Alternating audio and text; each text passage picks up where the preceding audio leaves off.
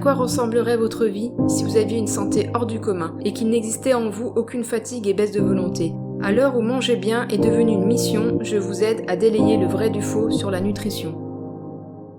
Première règle pour qu'un cerveau tourne à plein régime donc, éviter les carences. Mais encore faut-il que les bons nutriments soient accessibles, qu'une alimentation variée soit disponible. Que se passe-t-il pour les neurones quand les repas sont pauvres et surtout toujours les mêmes? Le grand hamster qui a longtemps prospéré ici dans la plaine d'Alsace en fait aujourd'hui la douloureuse expérience.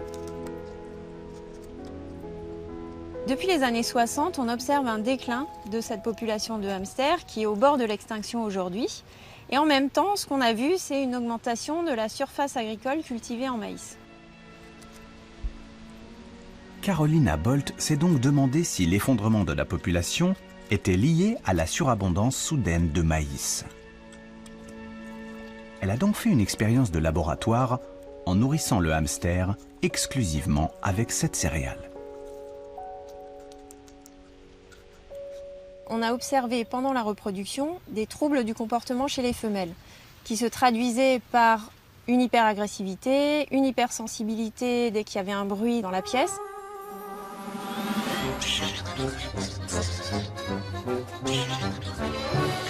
Et surtout, ce à quoi on ne s'attendait pas, c'est que ces femelles ont dévoré leurs petits dès le premier jour après leur naissance. Et ce comportement était observé chez plus de 80% des femelles. Un piètre régime alimentaire suffit donc à faire glisser le hamster dans une folie meurtrière. En cause, une simple vitamine.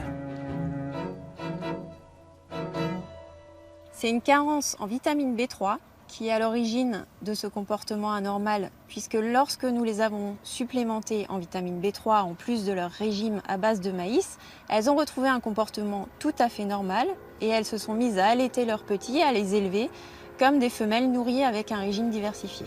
L'histoire du hamster est inquiétante. Pouvons-nous penser qu'un régime carencé, déséquilibré, pourrait aussi nous rendre agressifs et violents? Je vous donne la réponse lundi lors de la prochaine vidéo.